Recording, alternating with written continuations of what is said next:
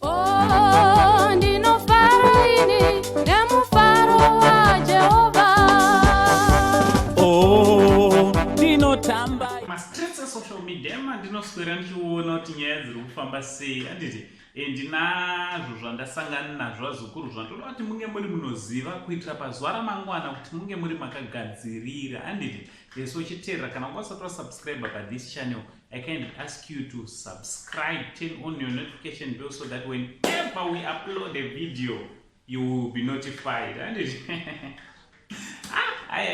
ndinonakirwa zvangu vazukuru. Handiti ndinonakirwa, right? Chitoti maswera sei kwese kwamuri vazukuru, vasekuru sainti. Handiti so sekuziva kwenyu vazukuru, 2 days ago mukomana iye JP, handiti japraiser, akarilisawo chakewo chingoma chiri kupisa chirimo munzira umo. Handiti chirimo mastreets chinonzi icho Porovoka. Handiti akabuditsawo chake Porovoka chenei chanopinda mu almost 300,000 views zvinezvo. Handiti chinova chinhu chakanaka nekuti masupporters ajapraiser ari kuratidza kumira naJP panziyo dzake dzese.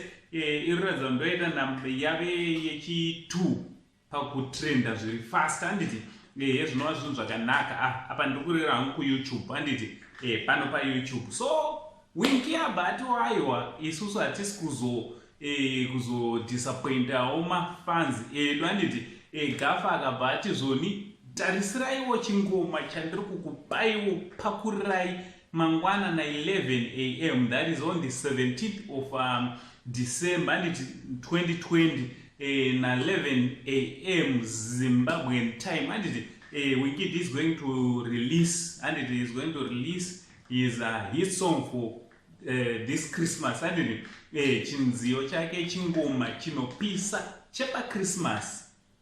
Isu tinenge tiripo chichikobuda chete tinobva tatomhanya nacho tochipa nguva yekuti chidi chitenderere. Tinoita kutoweya kuti chaJP na Wingid ndechipi chamhanya zvakanyanya. Izvi zvinowanikwa mastreets esocial media. Problem ine vamwe mafans evaviri vava vazukuru vangu vanotukana. Vamwe vachiti wedu ndianogona, vamwe vachiti wedu ndianogona. Vazukuru musaite mafeelings, ivo pachawo vanotowirirana vanhu ivavo. So musaite mafeelings zvakanyanya. Imi chingonakirwa ine ngoma dzavo mojamba, munakirwa zvopera. Handiti morega kutukana. Hatidi zvakawanda mangwana. Handiti zvekunzi vanhu vatukana vadidi, tambai zvakanaka. Naango Saint, the only Zimbabwean uncle, timirire pachannel ya Wingid na 11 AM. Munoisawo notification bell kuitira kuti unge uripo panobuda chingoma. Naango Saint batati much love.